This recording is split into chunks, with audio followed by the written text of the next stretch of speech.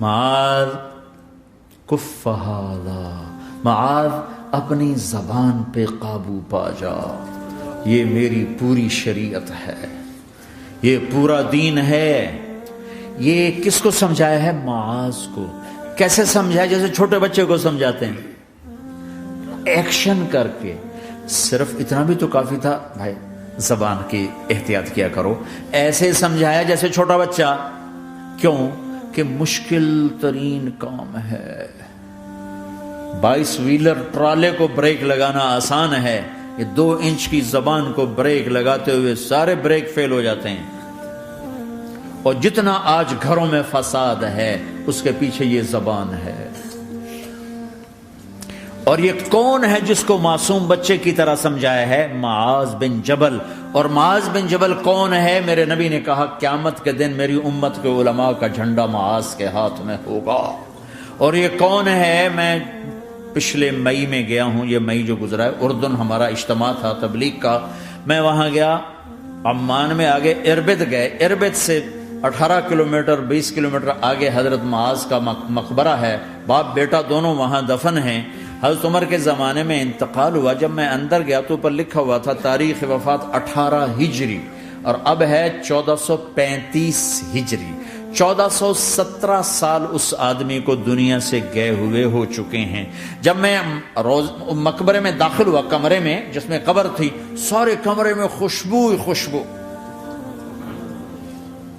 قبر پر 2-4 چادریں پڑی تھیں، مجھے خیال آیا کہ میرے خیال ہے یہ چادروں پہ خوشبو لگی ہوئی ہے، وہ خوشبو آ رہی۔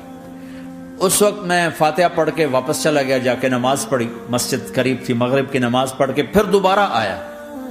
پھر میں کھڑا ہو کے سوچ رہا ہوں یہ کیسی خوشبو ہے۔ تو ایک آدمی میرے پاس کھڑا تھا، میں وہ ایسے کر کے نا چادریں سونگنے کی، شاید یہ چادروں میں خوشبو لگی ہوئی ہے۔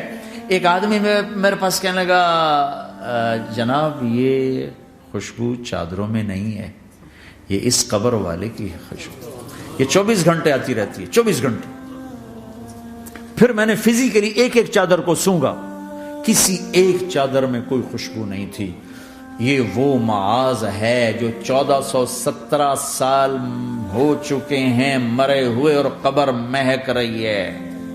میں سنی سنائی نہیں بتا رہا، آنکھوں دیکھا بتا رہا ہوں، خود گیا ہوں، خود یہ مئی جو گزرا ہے۔ ان کو ایسے بتا جو چھوٹے بچے کو، معاذ زبان پہ قابو رکھنا۔ اگر زبان پہ قابو آ گیا تو میاں بیوی کی لڑائی ختم۔ اگر یہ تو ہو نہیں سکتا کہ اونچ نیچ نہ ہو، کبھی خامن تیز ہوگا تو بیوی زبان پہ قابو پا لے، کبھی بیوی تیز ہوگی خامن زبان پہ قابو پا لے۔ اگر دونوں ہی سیکھ گئے تو ان کا گھر جنت بن جائے گا۔ کبھی ساس اکھڑے گی تو بہو چپ کر جائے، کبھی بہو اکھڑے گی تو ساس چپ کر جائے، کبھی باپ اکھڑے گا تو بیٹا چپ کر جائے، کبھی بیٹا اکھڑے گا تو باپ چپ کر جائے، دعویٰ نہ کرے کہ میں باپ ہوں میرے آگے بولتا ہے۔ انسان انسان ہے، خطا ہوتی ہے۔ اگر آپ بھائی یہ پیچھے نیچے مستورات بھی ہیں، اپنی زبان پہ قابو پانا سیکھ لیں۔ کسی کو دکھ دینے والا بول نہ بولے۔ المسلم من سلم المسلمون من لسانہ ویدہ، آپ نے فرمایا مسلمان ہے ہی وہ، مسلمان ہے ہی وہ جو ہاتھ اور زبان سے کسی کو دکھ نہ پہنچائے۔ آپ نے کہا واللہ لا یؤمن، واللہ لا یؤمن، واللہ لا یؤمن، اللہ کی قسم ایمان والا نہیں، اللہ کی قسم ایمان والا نہیں، اللہ کی قسم ایمان والا نہیں۔ کون؟ شراب پینے والا نہیں، نماز چھوڑنے والا نہیں، زنا کرنے والا نہیں، جوا کھیلنے والا نہیں۔ کون؟ کون؟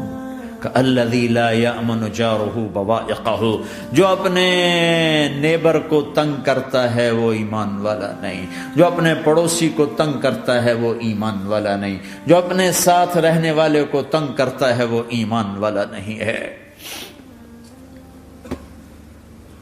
اپنی زبان کو میٹھے بول کا عادی بنا لو، سہنا سیکھو۔ ہیرا کیا ہے؟ کاربن ہے، ہیرا کاربن ہے۔ ہیرا کیسے بن گیا؟ ڈائمنڈ کیسے بن گیا؟ پریشر کو سہتے سہتے سہتے سہتے اللہ نے اسے ہیرا بنا دیا۔ اگر تم ہیرا بننا چاہتے ہو، محبوب بننا چاہتے ہو، تو غصہ پینا سیکھو، زبان پہ قابو پانا سیکھو۔ اپنی زبان کے اوپر اللہ نے 2 دروازے لگائے، بند کرنا، 32 تالے ہیں، ان کو بند کرنا سیکھو اللہ کے واسطے۔ اگر زندگیوں میں خوشی لانا چاہتے ہو تو برداشت کرنا سیکھو۔ اگر زندگی کو برباد کرنا ہے تو زبان کھول دو۔ جس کی زبان کھل گئی اس کا دین گیا، جس کی زبان ہاتھ میں آ گئی اس کا سارا دین ہاتھ میں آ گیا۔ حضرت لقمان کا فرمان ہے، بیٹا میں چپ رہنے پہ کبھی پچھتایا، میں چپ رہنے پہ کبھی نہیں پچھتایا، مجھے چپ رہنے کا کبھی افسوس نہیں ہوا، مجھے جب بھی افسوس ہوا اپنے بولنے پر ہی ہوا ہے کہ یہ میں نے کیا کہہ دیا۔